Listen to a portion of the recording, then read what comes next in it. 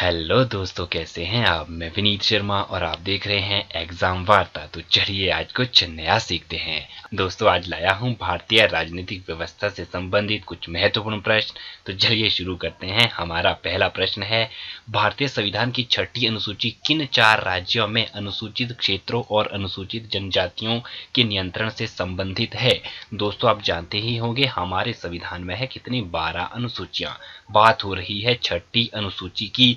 तो option A B C D हमारे सामने दिए गए हैं। तो बताइए दोस्तों कौन से राज्य से संबंधित है ये 6ठी अनुसूची जिसमें वर्णित है अनुसूचित क्षेत्रों और अनुसूचित जनजातियों के प्रशासन का नियंत्रण।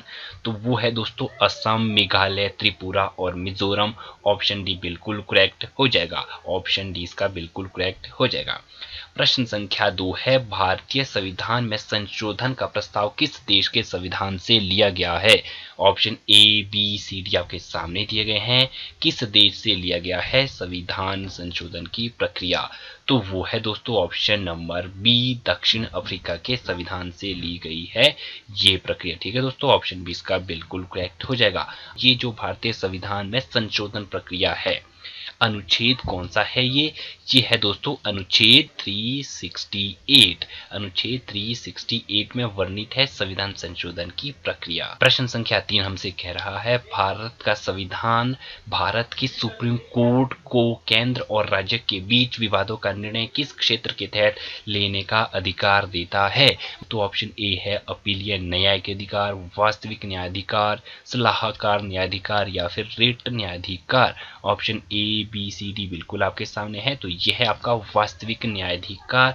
जो ये लाइन बोल रही है, भारत का संविधान भारत के सुप्रीम कोर्ट को केंद्र और राज्यों के विवादों के निर्णय के तहत क्षेत्र लेने का अधिकार देता है। क्या बात बोल रहा है, विवादों के बीच किस क्षेत्र के तहत निर्णय लेने का अधिकार देता है, वास्तविक अधिकार। प्रश्न संख्या 3 की ओर चल पड़ते हैं। संविधान के किस अनुच्छेद के तहत राष्ट्रपति के प्रति महाभियोग चलाया जा सकता है। महाभियोग ये प्रक्रिया बहुत महत्वपूर्ण है हमारे राष्ट्रपति के लिए।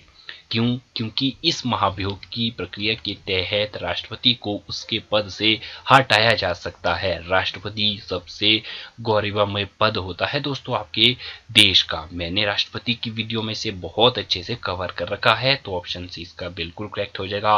वो ऑप्शन सी 61, अनुच्छेद 61 क्या है, अनुच्छेद 61 के तहत महाभियोग प्रक्रिया चलाई जा सकती है। किसके विरुद्ध? राष्ट्रपति के विरुद्ध। और ये महाभियोग प्रक्रिया केवल और केवल राष्ट्रपति के विरुद्ध ही चलाई जा सकती है हमारे भारतीय संविधान के अंतर्गत। प्रश्न संख्या 5 बोल रहा है, भारतीय संविधान का अनुच्छेद 123 किससे संबंधित है। बताइए फ्रेंड्स, ये अनुच्छेद 123 किससे संबंध रखता है। अनुच्छेद 123 संबंध रखता है आपके राष्ट्रपति के अध्यादेश से। क्या रखता है? ऑप्शन ए इसका बिल्कुल करेक्ट हो जाएगा, राष्ट्रपति का अध्यादेश। राष्ट्रपति अनुच्छेद 352 के तहत राष्ट्रीय आपातकाल किस स्थिति में घोषित कर सकता है। बताइए फ्रेंड्स, राष्ट्रपति अनुच्छेद 352 के तहत राष्ट्रीय आपातकाल किस स्थिति में घोषित कर सकता है। बाह्य आक्रमण की स्थिति में, सशस्त्र विद्रोह की आक्रमण स्थिति में या फिर आंतरिक अशांति की स्थिति में। ऑप्शन ए और बी दोनों। तो ऑप्शन डी इसका बिल्कुल करेक्ट हो जाएगा, बाह्य आक्रमण और सशस्त्र विद्रोह की स्थिति में अनुच्छेद 352 के तहत, अनुच्छेद 352 के तहत राष्ट्रीय आपातकाल घोषित किया जा सकता है। दोस्तों यदि आप को लगता है कि ये राष्ट्रीय आपातकाल 352 होता है, आपका राष्ट्रपति शासन अनुच्छेद 356 के तहत होता है, वित्तीय आपातकाल 360 के तहत होता है। इन आपातकाल को आप अच्छे से पढ़ लीजिएगा। यदि आपको लगता है कि मैं इसके लिए पर्टिकुलर वीडियो लाऊं तो कमेंट सेक्शन में जरूर लिखिएगा, मैं जरूर वीडियो लाऊंगा। प्रश्न संख्या 7 की ओर चल पड़ते हैं। राष्ट्रपति अनुच्छेद 356 के तहत आपातकाल किस स्थिति में घोषित कर सकता है। अब देखिए दोस्तों, आपातकाल 356 के तहत, 356 के तहत कौन सा आपातकाल होता है, वो होता है आपका राष्ट्रपति शासन। ठीक है दोस्तों, राष्ट्रपति शासन। तो वो कब होता है? संविधान तंत्र विफल होने पर। ऑप्शन डी इसका बिल्कुल करेक्ट हो जाएगा, संविधान तंत्र के विफल होने पर।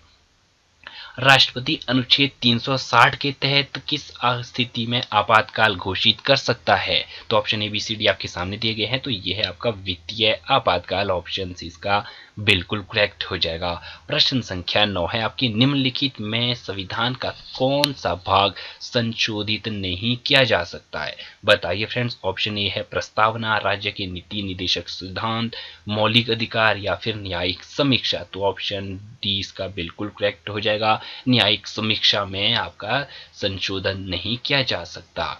प्रश्न संख्या 10 है, भारत की संसद में कौन कौन होते हैं? भारत की संसद में कौन कौन होते हैं? ऑप्शन ए लोकसभा राज्यसभा मंत्रिपरिषद, लोकसभा राज्यसभा या फिर राष्ट्रपति, लोकसभा राज्यसभा प्रधानमंत्री। तो ऑप्शन सी आपका बिल्कुल करेक्ट हो जाएगा, लोकसभा राज्यसभा और राष्ट्रपति। तो ये होते हैं आपकी किसमें? भारत की संसद में। तो उम्मीद करता हूं आज की वीडियो के ये प्रश्न आपके लिए काफी महत्वपूर्ण रहेंगे आने वाले एग्जाम के लिए। चैनल में पहली बार आए हैं तो सब्सक्राइब करना मत भूलिएगा। मैं आपके लिए इस तरह के महत्वपूर्ण प्रश्न, महत्वपूर्ण टॉपिक लाता रहता हूं ताकि आपको नोटिफिकेशन तुरंत मिल सके। बेल आइकन भी दबा देना। Bye bye, take care.